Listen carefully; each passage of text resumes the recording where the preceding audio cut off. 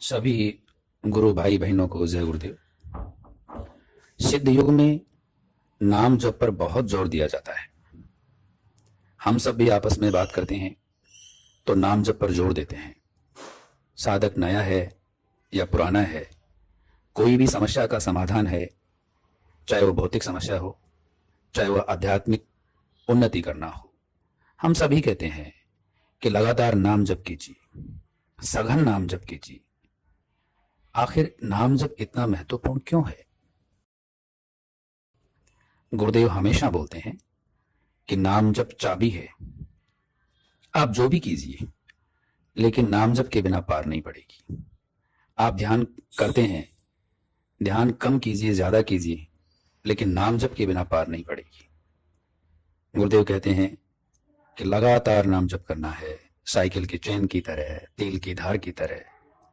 आखिर क्यों? देखिए, सिद्ध योग में कुंडलिनी जागृत होने से लेकर उसके अंतिम लक्ष्य तक पहुंचने में नाम जप का ही योगदान है।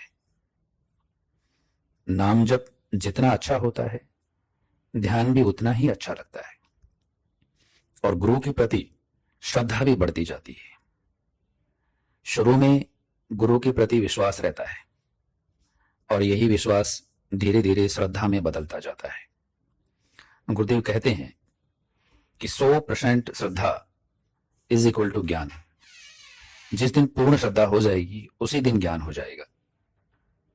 कुंडलिनी के ऊपर उठने के साथ साथ गुरु के प्रति श्रद्धा भी बढ़ती रहती है। इसलिए लगातार नाम जप करना है। नाम जप करने से खुमारी आती है और बहुत से गुरु भाई बहनों को खुमारी का अनुभव होता है। ये बहुत ही आनंददायी होती है। खुमारी बिना इंद्रियों के अंदर से ही अनुभव होने वाला एक नशा है जो लगातार बना रहता है और हमें इसके प्रति सजग रहना चाहिए। ये बहुत महत्वपूर्ण है, क्योंकि ऐसी स्थिति में मंत्र शक्ति अंदर में जागृति बढ़ती जाती है, चैतन्यता बढ़ती जाती है और जितनी चैतन्यता बढ़ेगी, उसी से चित्त की संतुलित अवस्था निर्मित होती है। महर्षि पतंजलि ने चित्त की 4 अवस्थाएं बताई हैं: विक्षिप्त, क्षिप्त, एकाग्र और निरुद्ध। विक्षिप्त एक तरह का पागल होता है। क्षिप्त में हम जैसे सामान्य लोग आते हैं, जो कभी सुखी होते हैं तो कभी दुखी, कभी पागलों का सा व्यवहार करते हैं तो कभी समझदारों का सा व्यवहार करते हैं। एकाग्र, जिसमें इंद्रियां पूरी तरह से नियंत्रण में आकर के चित्त को एकाग्र करती हैं, वो एकाग्र अवस्था होती है। और निरुद्ध, निरुद्ध अवस्था, उसमें चित्त पूरी तरह से ईश्वर में लीन हो जाता है, ज्ञान की अवस्था होती है। तो नाम जप लगातार करने से चित्त की संतुलित अवस्था निर्मित होती है। क्योंकि हमारा ये मार्ग प्रवृत्ति मार्ग है, इसलिए हमें चित्त की संतुलित अवस्था की जरूरत होती है। ये त्याग का मार्ग नहीं है, इसमें त्याग करने की जरूरत नहीं होती। चित्त की संतुलित अवस्था निर्मित होती है, उसी से ही सुख दुख में संभाव पैदा हो जाता है। प्रतिकूलता में हीन भावना नहीं आती और अनुकूलता में अहंकार पैदा नहीं होता।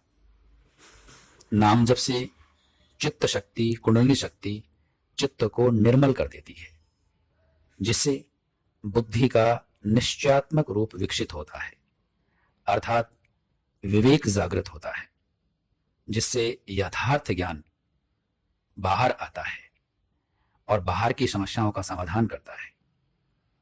उसके अलावा आत्मा का जो गुण होता है, शुद्ध, बुद्ध, नित्य और मुक्त, उसकी तरफ भी ये यथार्थ ज्ञान हमें लेकर जाता है। नाम जप लगातार करने से साधक दिव्य रूपांतरण की तरफ बढ़ता है। दिव्य रूपांतरण, डिवाइन ट्रांसफॉर्मेशन की बहुत सी बातें होती हैं, हम सब लोग इसकी बहुत बातें करते हैं, लेकिन दिव्य रूपांतरण कब संभव है? देखिए, प्रकृति 3 गुणों से बनी है। सत्य सात्विक गुण होता है, तम तामसिक गुण होता है और रज राजसिक गुण होता है। इन 3 गुणों से यह प्रकृति बनी है। इन तीनों गुणों के जो अधीन व्यक्ति होता है, जो गुण जिसमें प्रधान होता है, डोमिनेट करता है, उसी हिसाब से व्यक्ति आचरण करता है, उसी हिसाब से सुख दुख को महसूस करता है, उसी हिसाब से वो इस संसार के प्रति अपनी दृष्टि बनाता है। और जो इन तीनों गुणों के अंदर रहता है, उसमें प्रकृति की सभी घटनाओं का सुख दुख के रूप में अनुभव होगा। डिवाइन ट्रांसफॉर्मेशन क्या है? लगातार नाम जप करते रहने से सबसे पहले तामसिक वृत्ति का दबना शुरू होता है और धीरे धीरे तामसिक वृत्ति पूरी तरह से सुषुप्त अवस्था में चली जाती है। उसके बाद राजसिक, धीरे धीरे राजसिक गुण भी सुषुप्त होता है और सत्व गुण की प्रधानता बढ़ती जाती है। सत्व गुण जितना ज्यादा होता जाता है, उतना ही आनंद की अवस्था निर्मित होती है, लेकिन फिर भी दुख और तकलीफें बनी रहती हैं। डिवाइन ट्रांसफॉर्मेशन नहीं होता। जब तीनों गुणों से मुक्त हो जाए, त्रिगुणातीत अवस्था आ जाए, अक्सर हम ईश्वर के लिए त्रिगुणातीत शब्द का प्रयोग करते हैं। इसका मतलब ये है कि इन तीनों गुणों से परे हमारी अवस्था निर्मित हो जाएगी। उसको डिवाइन ट्रांसफॉर्मेशन कहते हैं, दिव्य रूपांतरण कहते हैं।